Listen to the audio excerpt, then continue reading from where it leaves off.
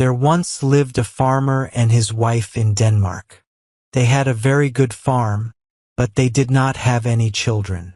They were often sad because they had no child to give all their money to. They became richer and richer, but they still had no one to leave their farm to. One year they had a pretty little bull calf. They called him Peter. Peter was the nicest little animal they had ever seen. He was very beautiful and very smart. He understood everything people said to him. He was also very gentle and loved to play. The farmer and his wife loved him as if he were their own child. One day the farmer said to his wife, "I wonder if our church helper can teach Peter to talk. If he can, we can adopt Peter as our son and give him everything we have." "I don't know," said his wife. "Our church helper is very smart and knows a lot. I almost believe he can teach Peter to talk because Peter is also very smart. Maybe you should at least ask him." So the farmer went to the church helper and asked him if he could teach Peter, the bull calf, to talk. The farmer wanted Peter to be their heir and get everything they had. The church helper was a clever man. He looked around to make sure no one could hear them. Then he said, "Oh yes, I can do that. But you must not tell anyone. It must be a secret, and the priest must not know, or I will get in trouble because it is not allowed. It will also cost some money because we need very expensive books." The farmer said that was okay. He didn't care how much it cost. The church helper could have $100 to start with to buy the books.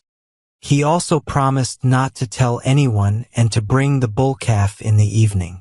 The farmer gave the church helper the $100 right away.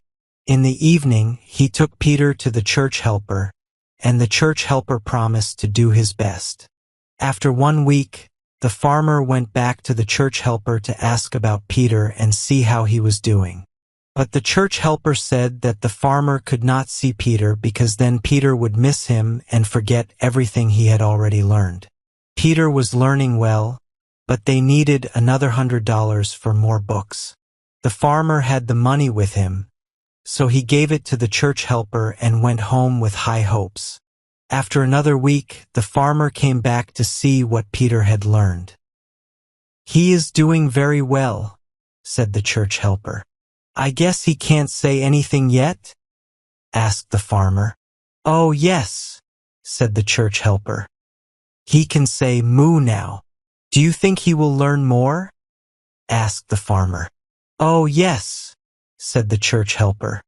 "But I need another $100 for more books. Peter can't learn well with the books he has now." Well, said the farmer. "I will pay what I need to pay." So the farmer gave the church helper the third $100 for more books and a big container of good old ale for Peter. The church helper drank the ale himself and gave Peter milk, which he thought would be better for him. Some weeks passed, and the farmer did not come to ask about Peter because he was afraid it might cost him another $100. He was starting to feel uncomfortable about spending so much money.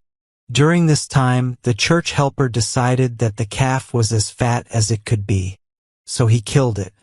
After he had hidden all the beef, he put on his black clothes and went to the farmer's house.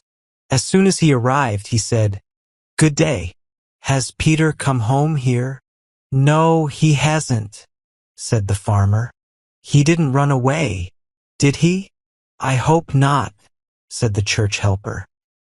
"After all the hard work I did to teach him and all the money I spent on him, I even had to spend $100 of my own money to buy books for him to learn so much. Now he can say anything he wants, and today he said that he really wanted to see his parents again.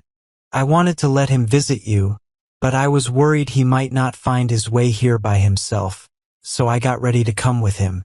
When we went outside, I remembered I had left my stick inside, so I went back in to get it. When I came out again, Peter had already gone on his own. I thought he would be here, and if he isn't, I don't know where he is." The farmer and his wife started to cry because Peter had run away just when they were going to have so much happiness with him, and after they had spent so much money on his education.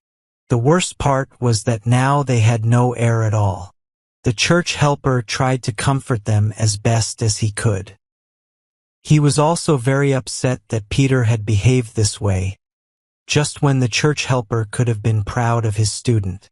Maybe Peter had only gotten lost, and the church helper said he would make an announcement in church next Sunday to see if anyone had seen him.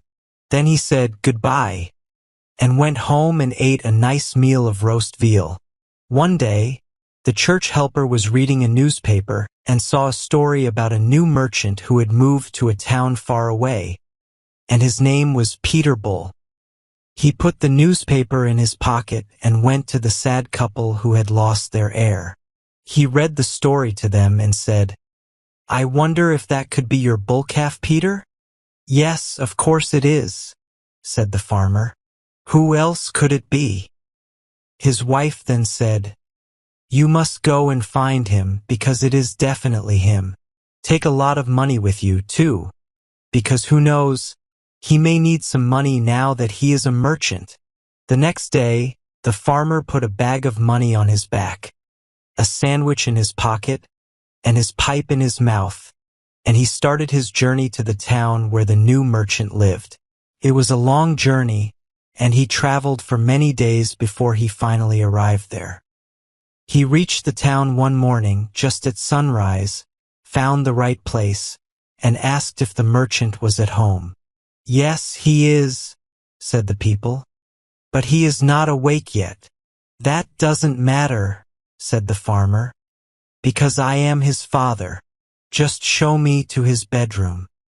He was shown to the room, and as soon as he entered and saw the merchant, he knew it was Peter right away.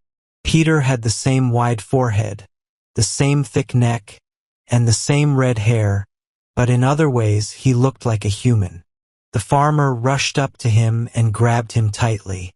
"Oh, Peter," he said, "you have made us so sad, both your mother and me, by running away like this just when we had taught you so much. Get up now so I can see you properly and talk to you." The merchant thought a crazy person had come into his room, so he decided to stay calm. "All right," he said, "I will do it right away." He got out of bed and quickly started to get dressed. "Yes," said the farmer, "now I can see how smart our church helper is. He has done well with you because now you look just like a human being. If someone didn't know, they would never think you were the little bull calf we got from the red cow. Will you come home with me now?" "No," said the merchant. "I don't have time right now. I have a big business to take care of." "You could have the farm right now, you know," said the farmer, "and we old people would stop working. But if you want to stay in business, of course you can do that. Do you need anything?" "Oh, yes," said the merchant. "I need money more than anything. A merchant always needs money." "I believe that," said the farmer, "because you had nothing at all when you started. I brought some money with me for that reason." With that, he emptied his bag of money onto the table, covering it with bright dollars. When the merchant saw what kind of man he was dealing with, he started to speak nicely to him and invited him to stay for a few days so they could talk more. "Very well," said the farmer, "but you must call me father." "I don't have any parents alive," said Peter Bull. "I know that," said the farmer. "Your real father was sold in Hamburg last fall, and your real mother died when she was having a calf in the spring. But my wife and I have adopted you as our own, and you are our only heir, so you must call me father." Peter Bull was happy to do this, and they decided that he would keep the money. The farmer wrote his will and left everything he owned to Peter Bull. Then he went home to his wife and told her the whole story. She was very happy to hear that it was true about Peter Bull and that he was really their own bull calf. "You must go at once and tell the church helper," she said, "and pay him the $100 of his own money that he spent on our son. He has earned them well, and more besides, for all the joy he has given us by giving us such a son and heir." The farmer agreed with her, thanked the church helper for everything he had done, and gave him $200. Then he sold the farm and moved with his wife to the town where their dear son and heir was living. They gave him all their wealth and lived with him until they died.